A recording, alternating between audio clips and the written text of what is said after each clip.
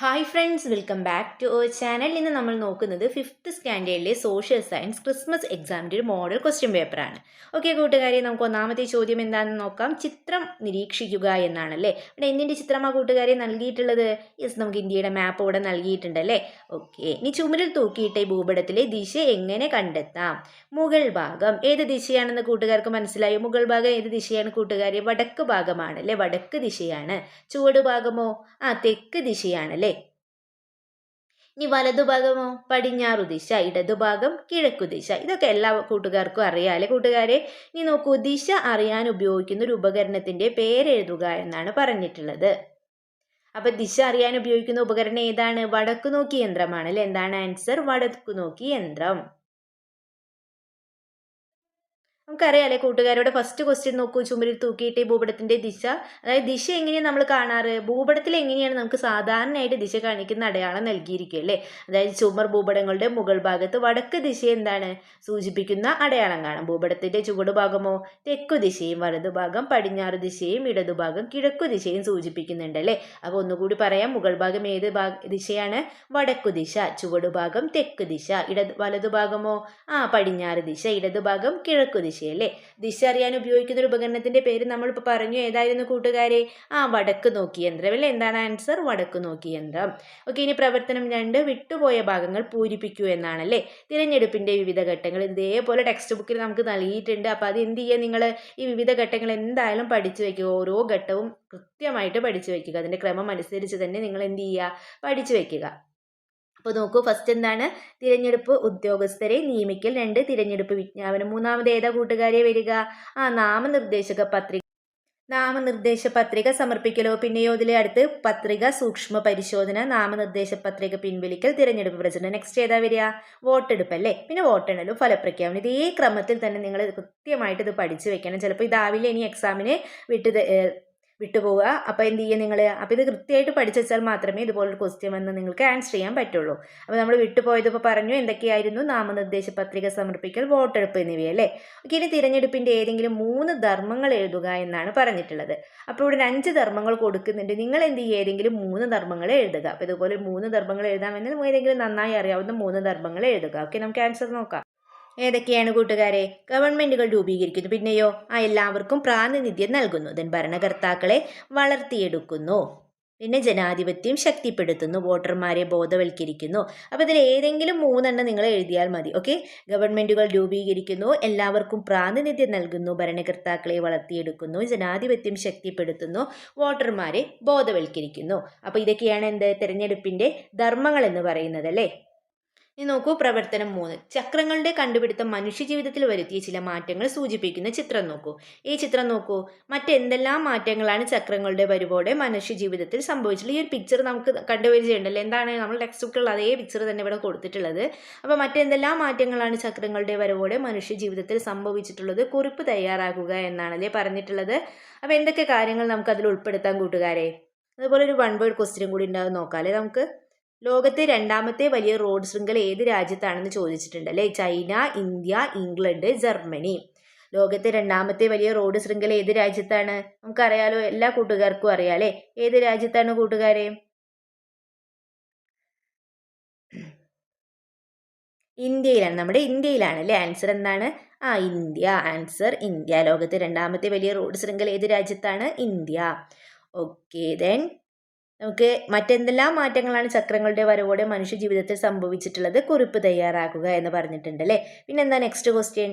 ഇന്ന് നാം ഉപയോഗിക്കുന്ന 3 പ്രധാന ഗതാഗത മാർഗങ്ങളും അവയുടെ ഓരോ ഉദാഹരണവും ചേർത്ത് പട്ടികപ്പെടുത്തുക എന്ന് പറഞ്ഞിട്ടുണ്ട് അല്ലേ. ഓക്കെ, അപ്പോൾ നമുക്ക് ക്വസ്റ്റ്യൻ്റെ ആൻസർ നോക്കാം.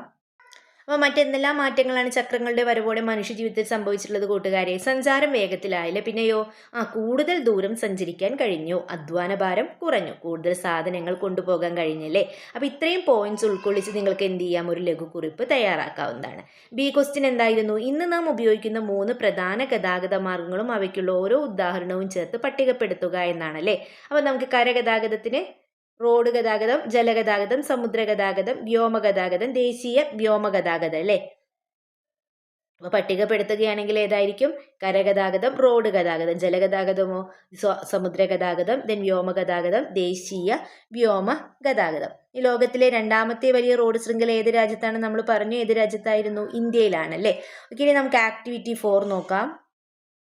വിട്ടുപോയ ഭാഗങ്ങൾ പൂരിപ്പിക്കൂ എന്നാണല്ലേ പറഞ്ഞിട്ടുള്ളത്.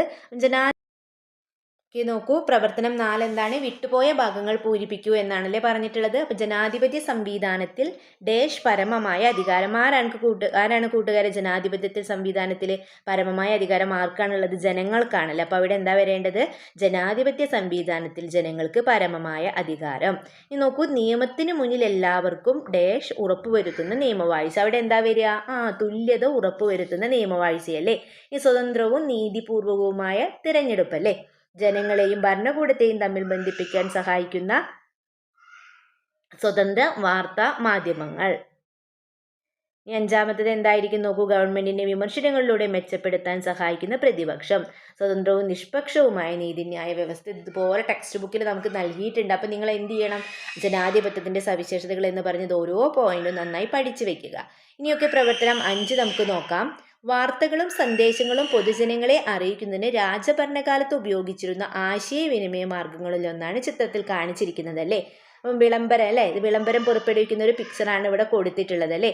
ഈ ആദിമ മനുഷ്യർ ആശയങ്ങൾ കൈമാറാൻ ഉപയോഗിച്ചിരിക്കുന്ന മാർഗങ്ങൾ എന്തൊക്കെയെന്നാണല്ലേ ചോദിച്ചിട്ടുള്ളത്. അപ്പോൾ എന്തൊക്കെ മാർഗങ്ങളാണ് കൂട്ടുകാരെ ആദിമ മനുഷ്യന് ആശയങ്ങൾ കൈമാറാൻ ഉപയോഗിച്ചിരുന്നത്? എന്തൊക്കെയാണ്? ശരീരം, മുഖചലനങ്ങൾ, അതുപോലെ തീയും പുകയും ചിഹ്നങ്ങൾ ഇവയൊക്കെയാണ് അല്ലേ. ഇനി നോക്കൂ, സുമേറിയൻകാർ വികസിപ്പിച്ചെടുത്ത ലിപി എന്നറിയപ്പെടുന്നത് ഏതാണ്? ഹൈറോഗ്ലിഫിക്സ് ഉണ്ട്, ക്യൂണിഫോം, സംസ്കൃതം, ചൈനീസ്. അപ്പോൾ ഇതിൽ ഏതാണ് കൂട്ടുകാരെ ആൻസർ? അതെ, ക്യൂണിഫോം ആണ് അല്ലേ. ആൻസർ എന്താണ്? ക്യൂണിഫോം. ഓക്കെ, ഇത് നെക്സ്റ്റ് ക്വസ്റ്റ്യൻ നോക്കാം. ആധുനിക കാലത്ത് വാർത്തകളും സന്ദേശങ്ങളും കൈമാറുന്നതിന് ഉപയോഗിക്കുന്ന മാർഗങ്ങൾ ഏതെല്ലാമാണ്? നമ്മളിപ്പം ആധുനിക കാലത്ത് എന്ന് പറയുന്നത് നമ്മളിപ്പോൾ ഉപയോഗിക്കുന്നത് എന്തൊക്കെയാണ്? ഫോണ്, അതുപോലെ തന്നെ ആധുനിക കാലത്ത് നമ്മൾ കത്ത് ഉപയോഗിച്ചിരുന്നല്ലേ. ടെലിവിഷൻ, ഓൺലൈൻ സംവിധാനങ്ങൾ, പത്രങ്ങൾ, അങ്ങനെ ഒരുപാടുണ്ടല്ലേ കൂട്ടുകാരെ. അതൊക്കെ നിങ്ങൾക്ക് സ്വന്തമായിട്ട് ആൻസർ ചെയ്യാലോ. ഈ ചിത്രം നിരീക്ഷിച്ച് ചുവടെ ചേർക്കുന്ന ചോദ്യങ്ങളുടെ ഉത്തരം കണ്ടെത്തുക എന്നാണല്ലേ പറഞ്ഞിട്ടുള്ളത്. ഓക്കെ, നമുക്ക് ഓരോന്നായി നോക്കാം. ഇന്ത്യയുടെ കിഴക്ക് ഭാഗത്തുള്ള കടൽ ഏതാണെന്ന് ചോദിച്ചിട്ടുണ്ട് അല്ലേ. അതുപോലെ ഇന്ത്യയുടെ പടിഞ്ഞാറ് ഭാഗത്തുള്ള കടൽ, ഇന്ത്യയുടെ തെക്കു ഭാഗത്തുള്ള രാജ്യം, ഇന്ത്യയുടെ തെക്കേ അറ്റത്തുള്ള കേന്ദ്രഭരണ പ്രദേശം, അരുണാചൽ പ്രദേശ് ഇന്ത്യയുടെ ഏത് ഭാഗത്ത് സ്ഥിതി ചെയ്യുന്നു? ഇവയൊക്കെയാണല്ലേ ചോദിച്ചിട്ടുള്ളത്. ഓക്കെ, നമുക്ക് ഓരോന്നിൻ്റെയും ആൻസർ നോക്കാം. അപ്പോൾ കിഴക്ക് ഭാഗത്തുള്ള കടൽ ഏതാ? ഇന്ത്യയുടെ കിഴക്ക് ഭാഗത്ത് ബംഗാൾ ഉൾക്കടലാണ് അല്ലേ. ഇന്ത്യയുടെ പടിഞ്ഞാറ് ഭാഗത്തുള്ള കടൽ ഏതാ കൂട്ടുകാരെ? അറബിക്കടൽ അല്ലേ. ഇനി ഇന്ത്യയുടെ തെക്കു ഭാഗത്തുള്ള ഒരു അയൽരാജ്യം എഴുതാൻ പറഞ്ഞാൽ നമുക്ക് ഏത് എഴുതാം? ശ്രീലങ്ക എഴുതാം അല്ലേ.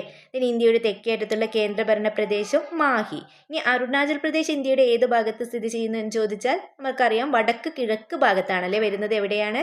വടക്ക് കിഴക്ക് ഭാഗം. ഇനി പ്രവർത്തനം 7 എന്താണ്? കേരളത്തിലെ ഒരു ഗ്രാമപഞ്ചായത്തിന്റെ രൂപരേഖ നിരീക്ഷിച്ചുവല്ലോ. അപ്പോൾ വാണിയംകുളം ഗ്രാമപഞ്ചായത്തിന്റെ രൂപരേഖയാണല്ലേ നമുക്കിവിടെ നൽകിയിട്ടുള്ളത്. ഇനി തന്നിരിക്കുന്ന സൂചികകൾ ഭൂപടത്തിലെ എന്തിനെയെല്ലാം സൂചിപ്പിക്കുന്നു കണ്ടെത്തുക. ഇവിടെ നോക്കൂ, സൂചികകൾ നമുക്കൊരു ബോക്സിൽ നൽകിയിട്ടുണ്ടല്ലോ. അപ്പോൾ ഇത് എന്തിനെയെല്ലാം സൂചിപ്പിക്കുന്നു എന്നാണ് നമ്മൾ എഴുതേണ്ടത് അല്ലേ. ഇനി നോക്കൂ, ഭാരതപ്പുഴയ്ക്ക് സമാന്തരമായി കടന്നു പോകുന്ന പ്രധാന ഗതാഗത മാർഗം ഏതാണെന്ന് ചോദിച്ചിട്ടുണ്ട്. അതുപോലെ നിങ്ങളുടെ സ്വന്തം നാട്ടിലെ 2 ഭൂമിശാസ്ത്ര സവിശേഷതകൾ പട്ടികപ്പെടുത്താനും പറഞ്ഞിട്ടുണ്ട് അല്ലേ. ഓക്കെ, അപ്പോൾ നമുക്ക് സൂചികകൾ എന്തൊക്കെയാണെന്ന് ആദ്യം നോക്കാം. ഫസ്റ്റ് നമുക്ക് കൊടുത്തിട്ടുള്ളത് ജില്ലാ അതിർത്തിയാണല്ലേ. ദെൻ സെക്കൻഡ് വൺ ഏതായിരുന്നു? പഞ്ചായത്ത് അതിർത്തി. Then third റെയിൽപാതയല്ലേ. ലാസ്റ്റ് കൊടുത്തിട്ടുള്ളത് നദിയാണ്.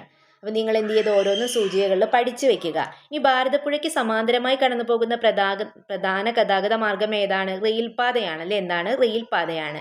ഇനി നിങ്ങളുടെ നാട്ടിലെ സ്വന്തം നാട്ടിലെ 2 ഭൂമിശാസ്ത്ര സവിശേഷതകൾ പട്ടികപ്പെടുത്തുക എന്നാണല്ലേ പറഞ്ഞിട്ടുള്ളത്. അത് നിങ്ങൾക്ക് ഇഷ്ടമുള്ള എന്തെങ്കിലും 2 സവിശേഷതകൾ നിങ്ങൾക്ക് എഴുതാവുന്നതാണ്. ഓക്കെ, അപ്പോൾ ഇത്രയും ക്വസ്റ്റ്യൻസ് ആണ് ഈ ക്വസ്റ്റ്യൻ പേപ്പറിൽ ഉണ്ടായിരുന്ന സമഗ്രയുടെ മോഡൽ ക്വസ്റ്റ്യൻ പേപ്പറാണ് നമ്മളിപ്പോൾ ഡിസ്കസ് ചെയ്തത്. അപ്പോൾ ഇതുപോലൊരു ക്വസ്റ്റ്യൻ പേപ്പർ തന്നെയായിരിക്കും നിങ്ങൾക്ക് എക്സാമിന് വരുന്നുണ്ടാവുക. നിങ്ങൾ എന്ത് ചെയ്യുക? ഈ ക്വസ്റ്റ്യൻ പേപ്പർ മാതൃകയായി നന്നായി പഠിച്ചു വെക്കുക. ഇത് തന്നിട്ടുള്ള